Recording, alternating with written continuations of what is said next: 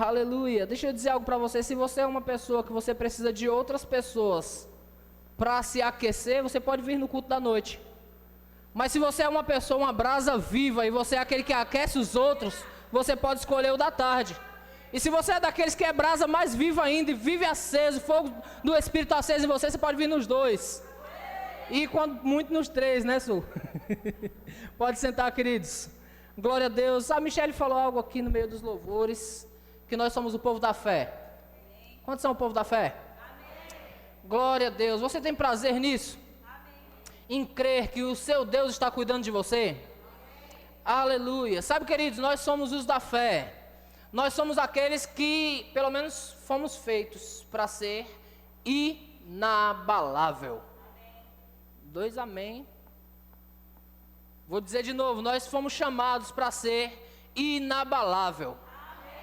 Aleluia, aleluia. Mas o próprio Cristo diz, queridos, ele certa vez conversando com os seus discípulos, ele diz: olha, essas coisas eu vos tenho dito para que em mim vocês tenham paz. Quantos têm paz em Cristo? Amém. Mas no meio disso ele disse: no mundo tereis aflições, mas tende bom ânimo. Amém. Jesus deixou claro que no mundo nós teríamos aflições, mas ele nos chamou para ter bom ânimo. Diga: bom ânimo. Porque, irmãos, Jesus deixou claro que nós teríamos aflições. Entenda, lá no começo da igreja, a igreja começou a receber essa palavra. Imagina os apóstolos pregando essa palavra. Eles tocaram em Jesus, eles estiveram com Jesus, eles viram todos os seus feitos, eles viram Jesus morto, viram Jesus ressuscitados. Imaginem a ousadia que eles pregavam, a força que eles pregavam, e dizendo: olha, ele vai voltar. Porque foi ele que disse: olha, do modo que vocês viram subir, os anjos falaram, não foi? Do modo que vocês viram subir, vocês também verão ele voltar nas nuvens. Então eu fico imaginando, queridos, aquela igreja primitiva, a Bíblia diz que ela crescia diariamente, os que iam sendo salvos, diariamente as coisas iam acontecendo na igreja. Porém, queridos, o que acontece? As pessoas começaram a receber a palavra. Eu não sei, quantos aqui já fizeram rema? Vou falar de uma ignorância minha, sua não, tá? Mas quando eu comecei a fazer o rema e receber essa palavra, por um momento eu pensei que ninguém mais morria. Porque Jesus cura, Jesus é a cura, Ele é a verdade, Ele é a vida. Então eu já pensei: rapaz, vou viver para sempre. Ninguém mais morre, ninguém mais fica doente, não acontece mais nada, porque Deus é bom. Quantos concordam que Deus é bom? Mas Ele também disse que no mundo teríamos aflições, para nós termos bom ânimo, porque Ele venceu o mundo.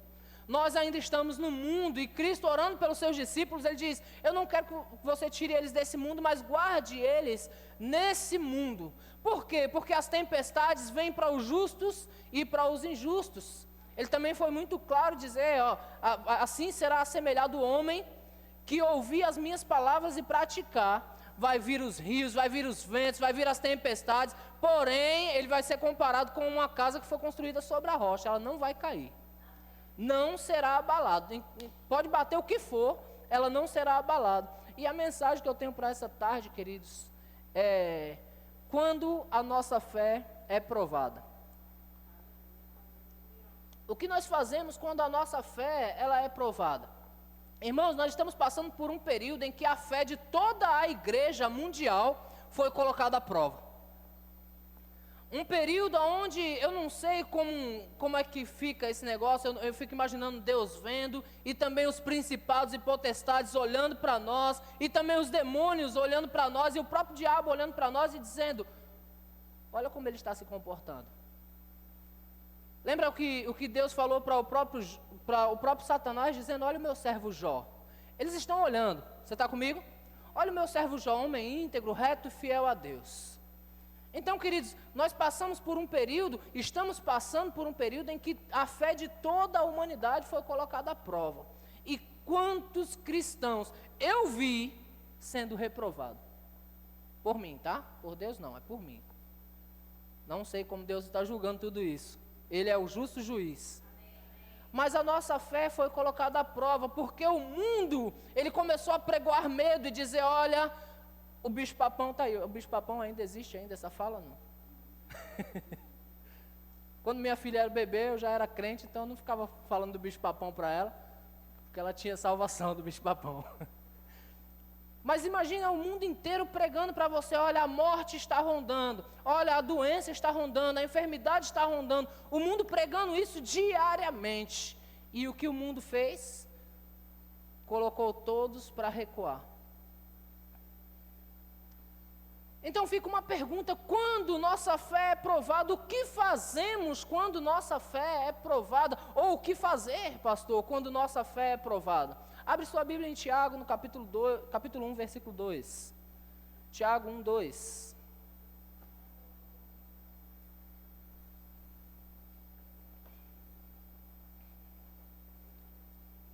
Tiago 1, 2 diz assim: meus irmãos, diga, está falando comigo? Eu quero só que você entenda o Tiago ministrando para os irmãos. Por quê, irmãos? O que acontece? Quando começou a igreja primitiva, o povo começou a crescer em número. E eu não sei se você entende, mas em Atos, no capítulo 2, capítulo 4, se não me falha a memória. Ou é 2 mesmo? Depois eu explico melhor. Vou falar só o que está escrito em Atos. Os irmãos começaram a distribuir os seus bens, eles começaram a vender o que tinha e entregar os seus bens. Tamanha era a fé deles, tamanho era o entendimento de que Jesus ia voltar. Imagina, irmãos, esse entendimento hoje. Os irmãos começaram a vender suas casas, vender seus terrenos, se fosse nos dias de hoje, venderiam seus carros, o que fosse para entregar. Eu quero entregar tudo a Jesus, porque eu sei que eu vou embora. Houve também, com a pregação do Evangelho, houve também um desequilíbrio. E como eu disse, quando eu comecei lá o Rema, no meu entendimento, já houve desequilíbrio. Eu recebi aquela palavra e achei que eu não morria mais.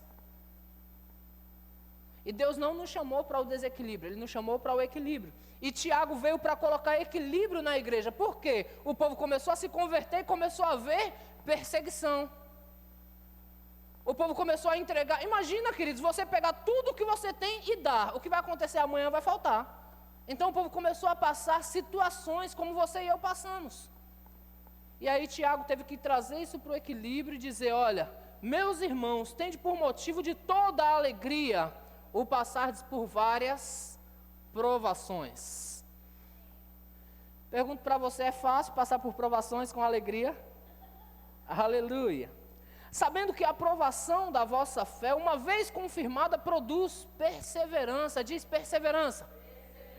Por que eu falo isso com propriedade? Porque eu já passei por situações, e eu passei, você está comigo? Eu já passei por situações onde as coisas estavam negras, e eu passei.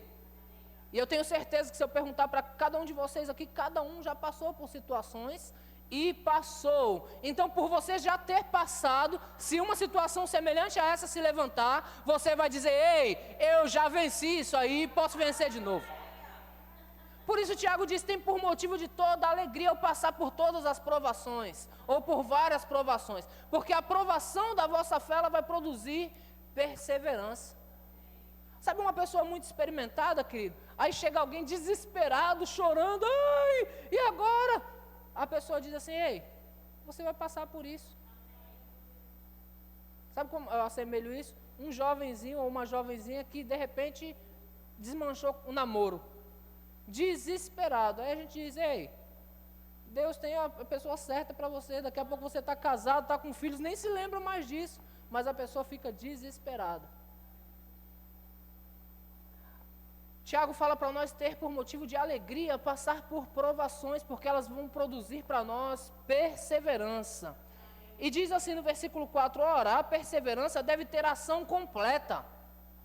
A perseverança deve ter ação completa, para que sejais perfeitos, íntegros e em nada deficiente. A perseverança deve ter ação completa. Eu acho muito prazeroso quando nós estamos cantando aqui, como nós cantamos. Olha, nós somos os da fé. Essa música de fé em fé eu vou marcou minha vida, porque foi quando eu me desliguei da igreja de Santos, né? A igreja de Santos estava me enviando para Peruíbe, e o último domingo que eu congreguei na igreja de Santos foi a primeira vez que cantamos essa música lá. De fé em fé eu vou. Eu já estava quase no hino, porque minhas pernas estavam tremendo. É o filho saindo da casa dos pais.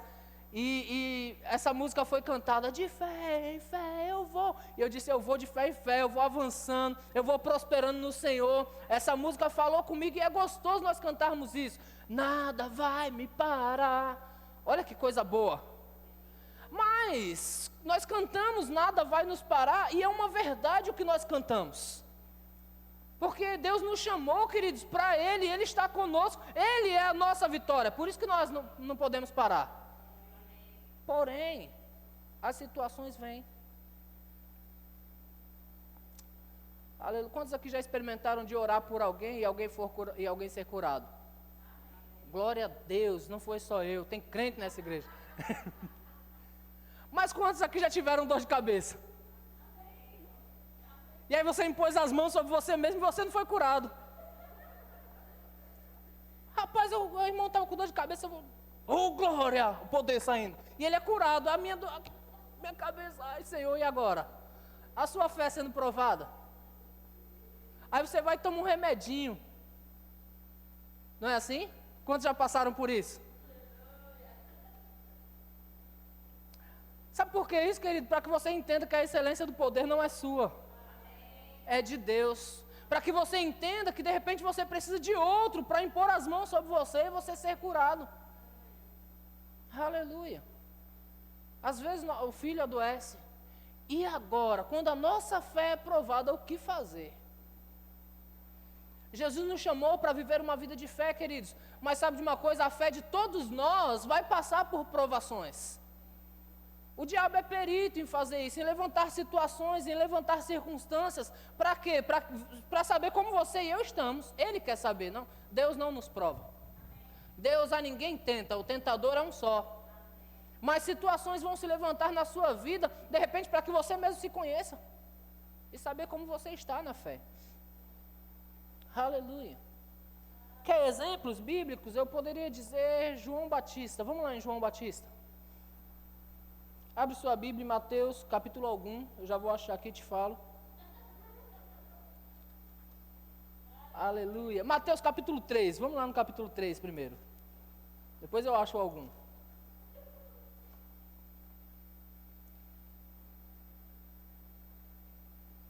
Mateus 3,13.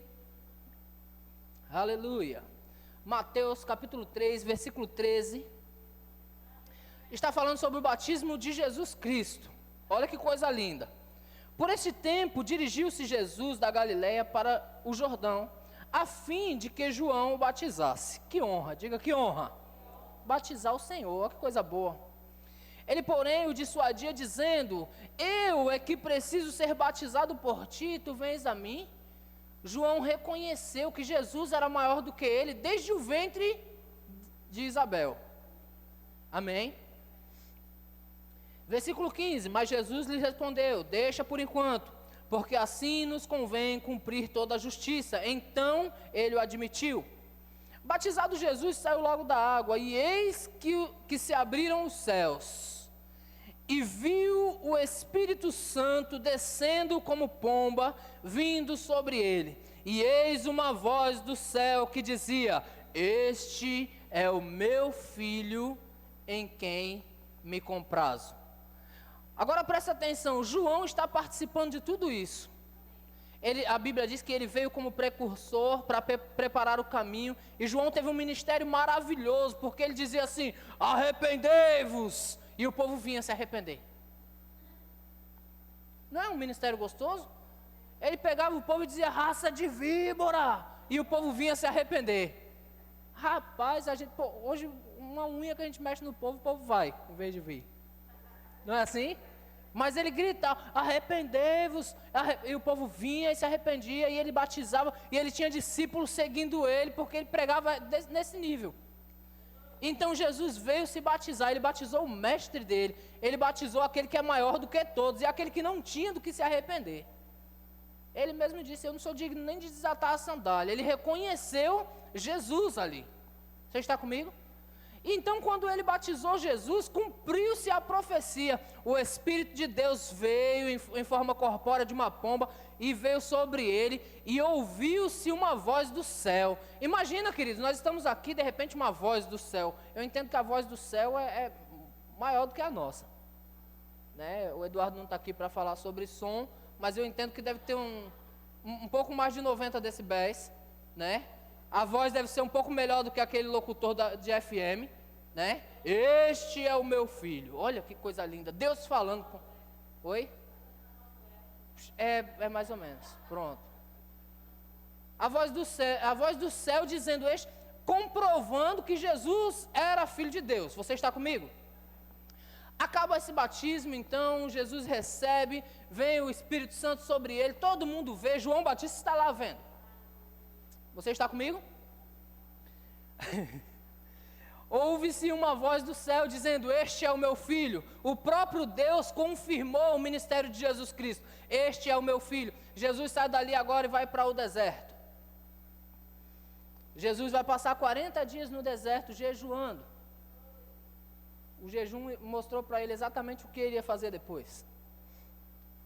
Depois de 40 dias, a Bíblia diz que ele teve fome, só depois de 40 dias. Ele teve fome e o tentador, diga, o tentador, ele ainda está por aí ainda, viu? O tentador chega em Jesus e diz assim, se és filho de Deus, lembra da voz do céu? Este é o meu filho, em quem me comprazo. Deus já havia falado, houve testemunha que ouviu a voz do céu, dizendo, este é o meu filho. Mas o diabo chega em Jesus e diz, se és, percebeu se? Situações vão se levantar na sua vida e vai dizer assim, se tu é crente mesmo, eu quero ver você passar por essa. Se você é crente, eu quero ver como você vai se comportar diante dessa situação. Se és, quantos aqui são filhos de Deus? Amém. Tem certeza disso? Amém. E se tiver fome depois de 40 dias? Continua sendo? Amém. Porque o diabo continua aí. E ele diz, se és filho de Deus, Jesus Cristo pega, simplesmente, meramente pela palavra, ele diz, ei, está escrito, nem só de pão viverá o homem. Em todo o tempo Jesus venceu o maligno pela palavra. Essa é a palavra de Deus que está na sua boca e no seu coração. Essa é a palavra da fé que nós pregamos. Amém. Meramente pela palavra Jesus está escrito, está escrito, está escrito. E a Bíblia diz que chegou um tempo que ele falou assim, sai Satanás, você perdeu. Só ao Senhor teu Deus adorarás, só a Ele darás culto. Você perdeu, Satanás. E sabe de uma coisa? O diabo perdeu para Jesus. Mas ele está tentando você em todo o tempo. E eu não estou aqui pregando o ministério dele não, viu? Amém? Não estamos aqui para isso. Nós já entendemos que o diabo é um inimigo derrotado. Porém, nós ainda estamos aqui. A nossa fé ainda está sendo provada. Eu estou falando da prova da sua fé. Amém, queridos? Agora você se lembra de João Batista que estava lá, batizou o Senhor da glória, viu o Espírito descer, ouviu a voz do céu. Abre sua Bíblia lá em Mateus, capítulo algum agora, é capítulo 16, eu tinha marcado aqui. Mateus 16,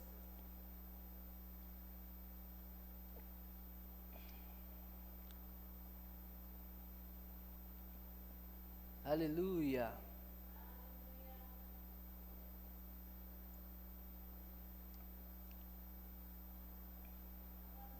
Me perdoem, não é 16 ainda, é Mateus 11, versículo de número 2. Mateus 11, 2.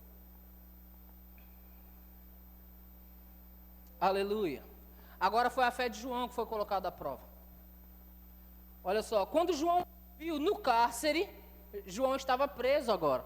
Imagina, queridos, alguém que está pregando o evangelho, que está pregando arrependimento, que está salvando pessoas, levando pessoas ao verdadeiro caminho que é a Jesus. Agora ele está preso porque estava pregando o evangelho. Amém?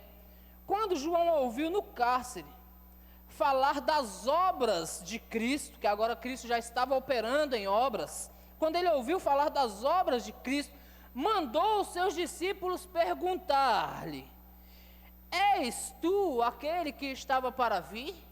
ou devemos esperar outro?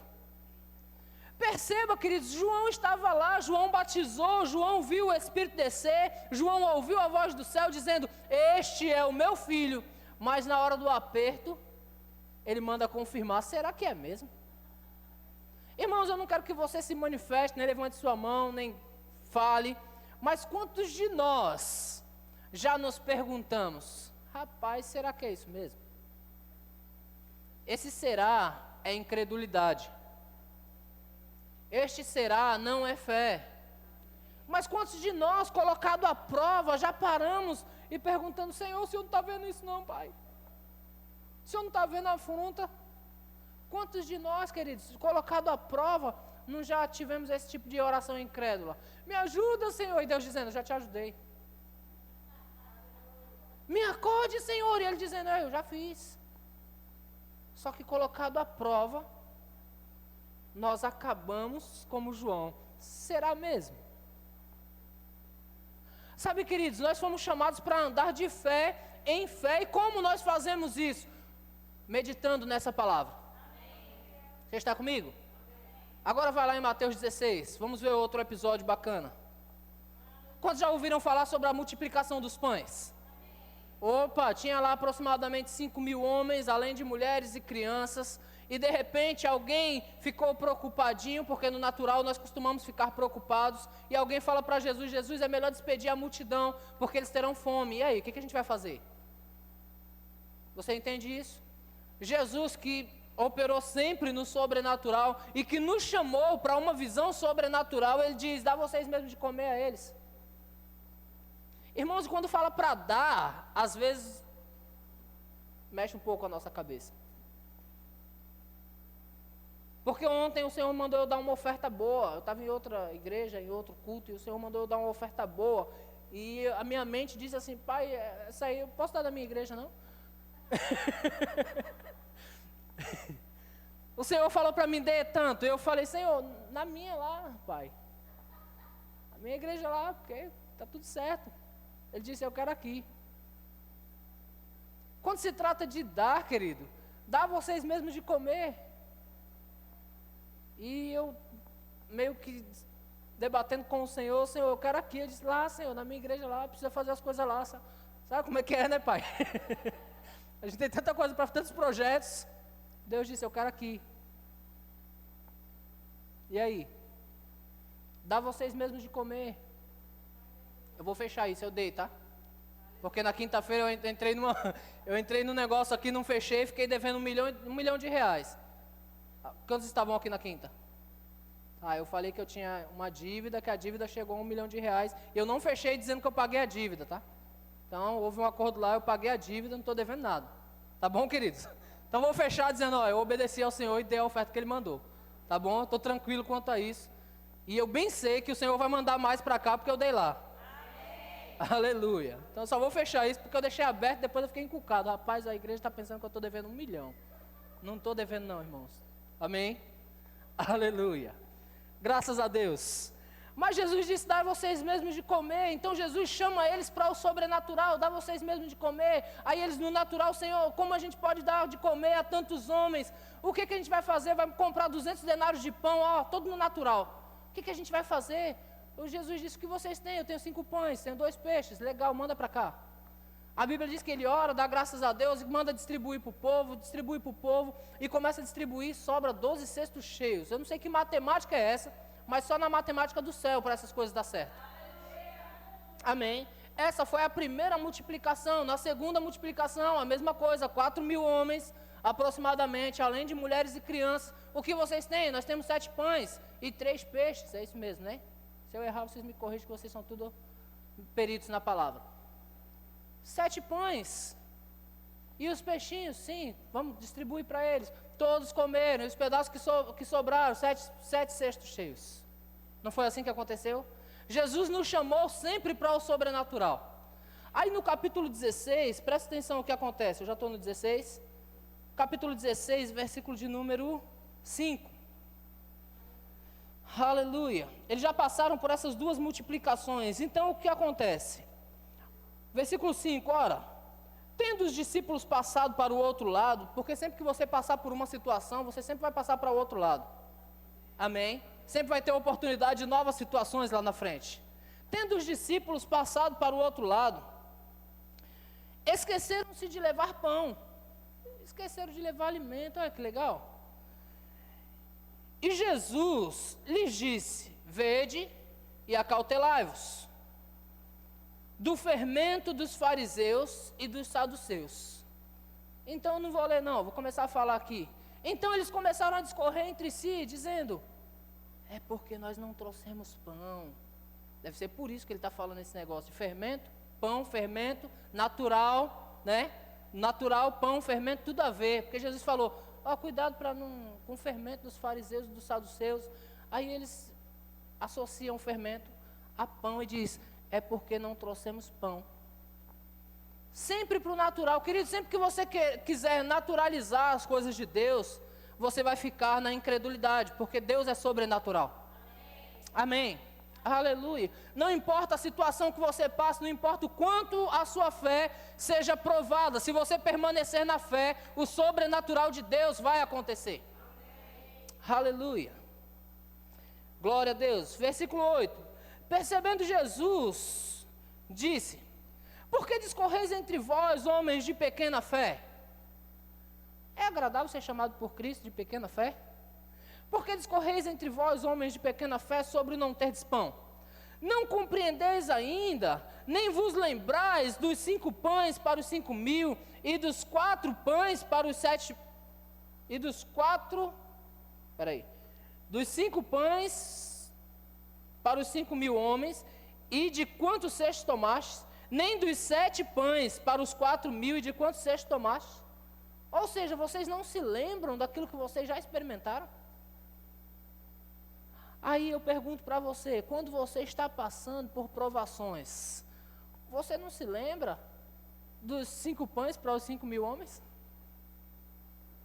Você não deveria lembrar: olha, eu estou passando aperto, olha, agora eu fiquei desempregado. Você não deveria lembrar e dizer assim: Senhor, o Senhor já fez 5 pães, dá para 5.000 homens. O Senhor é poderoso para fazer de novo.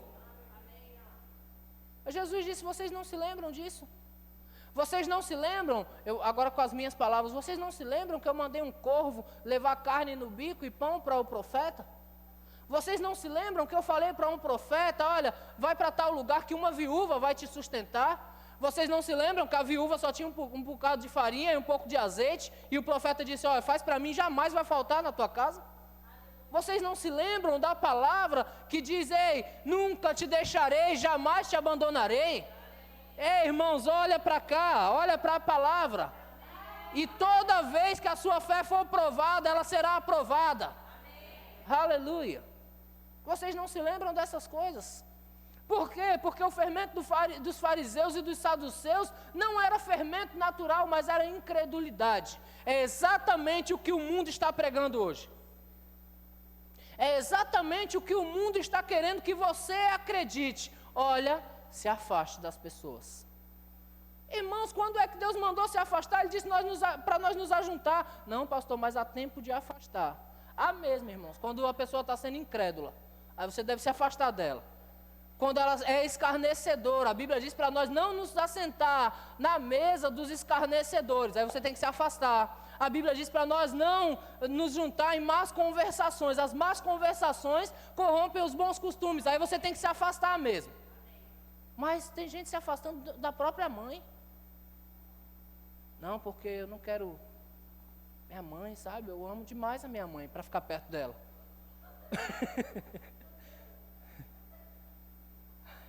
É demais, não é?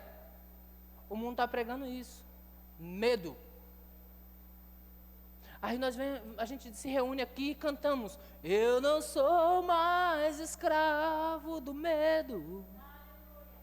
Mas, quando a aprovação vem, quando o cachorro bravo mostra os dentes, eu não sou mais escravo do medo. E agora? O cachorro está lá.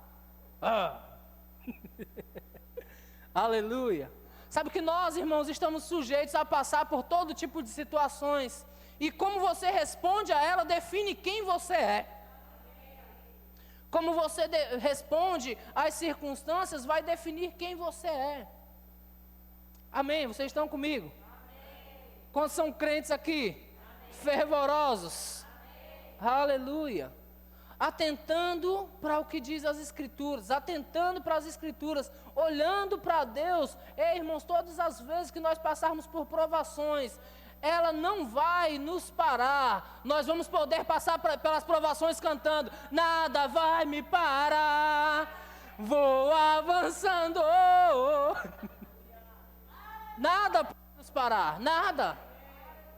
Simplesmente se nós atentarmos para a palavra.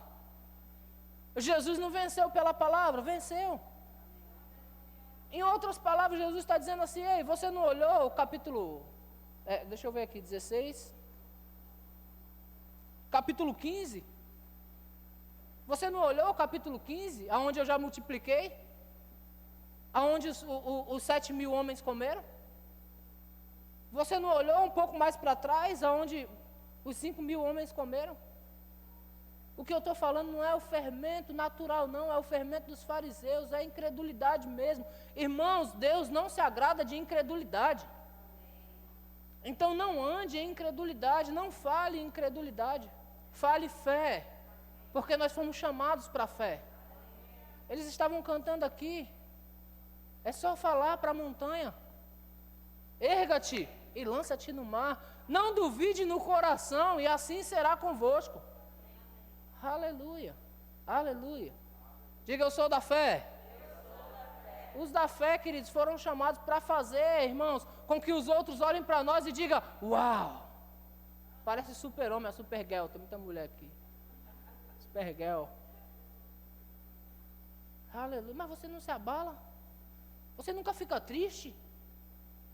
Irmãos, para que eu ficar triste? Querido? Triste é o cão, que não tem escapatória para ele.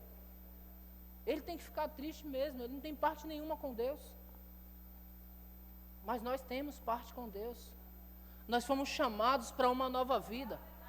Eu estava aqui ontem ministrando para os homens e eu falei: rapaz, se nós entendermos tudo o que Deus fez por nós, ei, queridos, nós vamos viver cantando, nós vamos viver dançando. E quando as situações vierem, nós vamos entender bem e dizer: Senhor, o Senhor está comigo. Eu estou cantando bem hoje, não estou? Vou louvor aqui. É a unção que está aqui, ó. Essa unção que eu estou pegando. Pois o Senhor está comigo, minha é a vitória. Se o Senhor está conosco, queridos, a quem temeremos? Se Deus é conosco, a quem temeremos? Ela está querendo uma voz masculina, não é a minha. Eu já falei para ela, não é a minha. A voz masculina que ela precisa não é a minha. Aleluia.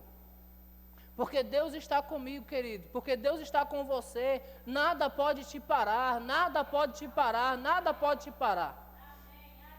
E eu vou falar mais. Você está vendo a igreja assim, no culto da tarde ainda. Né? Eu ainda não tenho direção para fechar o culto da tarde. Tá? Eu vou esperar acabar as eleições. Aí nós vamos ver como vai ficar. Todas as situações. Ok? Esse culto da tarde ele foi promovido para que ninguém ficasse sem congregar. Essa foi a proposta. Ainda que venha uma equipe poderosa que nós temos aqui, para uma pessoa nós vamos permanecer até depois das eleições, aí depois definimos o que nós vamos fazer. Esse culto não foi levantado por uma direção, foi levantado por uma necessidade, ok? Só para você entender, nós não tivemos uma direção. Se fosse direção, irmãos, o sangue pode dar na canela, nós não paramos. Mas foi uma necessidade, graças a Deus nós estamos atendendo todos os membros dessa igreja. Amém? E ainda mais, está vindo visitante também. Então nós vamos permanecer aqui. Mas você veio aqui no culto da tarde para você entender que você foi chamado para vencer e para romper com toda e qualquer situação. Pastor, mas o senhor não entende o tamanho da minha luta. Eu posso não entender, eu posso até crer que você tem uma luta muito grande, mas eu creio que seu Deus é maior. Eu posso entender que as aflições do tempo presente, elas possam ser grandes, embora a Bíblia diz que é leve e momentânea. Mas depende de quem está carregando, não é assim? Depende de como você está suportando, ela pode ser grande para você. Mas o seu Deus é maior. Amém, queridos? Então rompa com as suas situações. Não olhe para as circunstâncias. Nós cantamos aqui inúmeras vezes, falamos nessa igreja inúmeras vezes. Nós não vivemos por vista, mas pela fé. Nós vivemos pela fé. Essa igreja prega a fé. Essa igreja é da fé. Nós temos a palavra da fé. Nós somos os da fé. Aleluia. E os da fé, querido, eles falam fé, eles avançam em fé, eles progridem em fé. Irmãos, se espremer você, só tem que sair fé mesmo. Tem que sair mais nada. Embebeda você na fé, espreme você só sai fé. Ah, mas não é. Eu acho engraçado conversar com o incrédulo.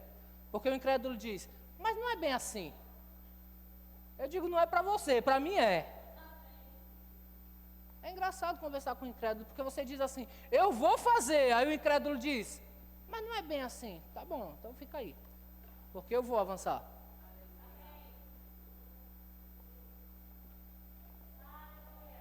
Aleluia. Quantos estão dispostos a andar de fé em fé? Quantos entendem que nada pode te parar? Na quinta-feira eu ministrei aqui sobre integridade. Eu falei sobre integridade no falar. E eu li o versículo que diz que toda palavra que sai da sua boca, que você será julgado pelo que você fala. Não é assim? Você está dizendo que nada vai te parar. Eu quero um dia lhe ver, daqui a 20 anos, 30 anos, 40 anos. Se Jesus não vier antes, certamente eu verei. Se Ele vier, nós estaremos juntos. Mas eu quero lhe ver nessa mesma fé e ainda maior. Porque absolutamente nada pode parar o povo de Deus. O mundo não tem esperança, nós temos. O mundo tem medo de morrer, sabe por quê? Porque eles não sabem para onde vão. Aí eles têm medo da morte. A morte está pegando todo mundo. Eu descobri que tem pastor morrendo. Depois que eu descobri que tem pastor morrendo, eu fiquei meio assim. Eu pensei que o pastor não morria com essas coisas. Eu pensei que o Covid não pegava pastor, mas pegou também. Aí eu fiquei meio assim, rapaz, está pegando pastor agora, ó. Mas sabe, queridos, o mundo tem medo da morte porque eles não sabem para onde vão. Nós sabemos. Nós temos esperança, nós não temos medo de nada. Aleluia. Eu vou falar para você que do modo que veio essa situação agora, virão outras. Não sei em quanto tempo, mas virão outras. E de repente virão coisas piores. Já houve coisas piores, só que não foi tão divulgado como a peste negra, que matou mais de 40 milhões de pessoas. Não foi tão divulgado, então não gerou medo de ninguém, todo mundo continuou crente. Mas vai haver coisas piores, e como você e eu estaremos? Obrigado, Michele. Obrigado, Michele. Aqui só tem crente aqui, ó. Nós estaremos firmes. Nós não vamos parar. Durante toda essa pandemia, queridos, quando mandaram fechar as portas, quando estava no pico, quando colocaram medo em todo mundo, assustaram todo mundo, graças a Deus por uma certa equipe que estava aqui com a gente. Não é? Nós ainda fazendo live, falando com a câmera aqui, um monte de gente aqui, segurando para não gritar uns glória, porque Deus é bom, porque a bondade do Senhor dura para sempre. Amém. Nós permanecemos firmes. E durante aquele tempo, eu me lembro que eu ministrei uma mensagem para os irmãos, a liderança que estava comigo. E está lá em Efésios, no capítulo 6, versículo 10. Abre comigo lá, Efésios 6, 10. Eu vou terminar com esse texto.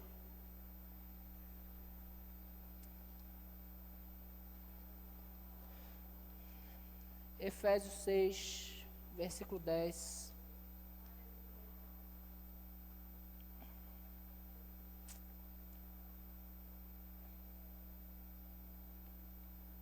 Diz assim, quanto ao mais, eu só quero que você entenda um pouco que Efésios era a igreja de Éfeso, aquela igreja que Paulo falando com eles diz assim, desde o dia em que eu ouvi falar da fé que há no meio de vocês, havia fé lá, amém? E do amor para com todos os santos, eu não cesso de dar graças a Deus por vocês. Porque ele tinha ouvido falar da fé e do amor que havia naquela igreja. Mesmo assim, ele dá algumas instruções. E perto do final dessas instruções, ele diz, quanto ao mais, sede fortalecidos no Senhor. Diga no Senhor. e na força do seu poder. Irmãos, para nós hoje, onde está a força do poder de Deus? Diga na palavra. Sejam fortalecidos nisso. Amém? Revestivos de toda a armadura de Deus para poder ficar firmes contra as ciladas do diabo. Você, se está na Bíblia, é porque existem ciladas. Amém? Então esteja firme, você precisa estar firme contra as ciladas do diabo. Aí diz no verso 12, porque a nossa luta não é contra carne e sangue. Tem gente pensando que é e vive brigando com o marido, com a esposa, com os filhos, com os vizinhos, com o irmão da igreja, com o pastor. Ei, a nossa luta não é contra carne e sangue. Você está comigo? Ainda que existem os mensageiros de Satanás, ainda que se levantem os mensageiros de Satanás, são só mensageiros, a sua luta não é contra as pessoas, amém, queridos? A nossa luta não é contra carne e sangue, e sim contra os principados e potestades, contra os dominadores deste mundo. Você entende que existem dominadores nesse mundo? Contra os dominadores desse mundo tenebroso, e contra as forças espirituais do mal nas regiões celestiais. Verso 13. Portanto, tomai toda a armadura de Deus, para que possais resistir no dia mau. Pastor, mas existe o dia mau? Sim. Quantos aqui já tiveram dor de barriga? Foi um dia mau, não foi um dia mau? Para que vocês possam resistir no dia mau, vocês precisam estar firmes, revestidos de toda a armadura de Deus, para resistir o dia mau. O dia bom, queridos, é fácil de resistir. O domingo de sol na praia é fácil de resistir. Comendo porção de camarão, eita, dia bom. Não é assim? Mas é para resistir o dia mau. Amém, queridos? Voltando. E depois de ter desvencido tudo, você precisa permanecer inabalável. Por que, irmãos, depois de vencer tudo, permanecer inabalável? Porque outras virão ainda. Depois de ter vencido tudo. Mas se eu venci tudo, eu não já venci tudo? Não, permaneça inabalável. Aleluia. Precisamos permanecer inabaláveis. Verso 14, estáis, pois, firmes, cingindo-vos com a verdade e vestindo-vos da couraça da justiça, calçai os pés com a preparação do evangelho da paz, embraçando sempre, diga sempre. Eu acho interessante porque ele fala embraçando sempre o escudo da fé. Embraçando sempre o escudo da fé. Ei, a fé será provada. A sua fé será provada. E você precisa estar sempre embraçando o escudo da fé. E com a espada do Espírito. O escudo da fé e a espada do Espírito. O escudo da fé e a espada do Espírito. O escudo da fé dizendo, eu não vou parar. E a espada do Espírito dizendo, ei, Deus disse que seria assim. Eu não vou parar, porque Deus disse que eu sou mais do que vencedor. Escudo da fé e espada do Espírito. Ei, nós somos os da fé. Guerreiros.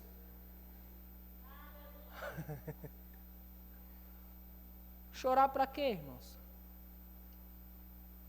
Se lamentar para quê? Diga, Deus é comigo. Vamos ficar de pé. Vamos orar juntos. Vamos cantar mais uma vez. Nada vai me parar. Aleluia. Aleluia. Absolutamente nada pode te parar. Diga, quando minha fé for provada, eu serei aprovado. Porque eu permanecerei ouvindo a voz de Deus. Porque para mim, Ele disse, este é o meu filho,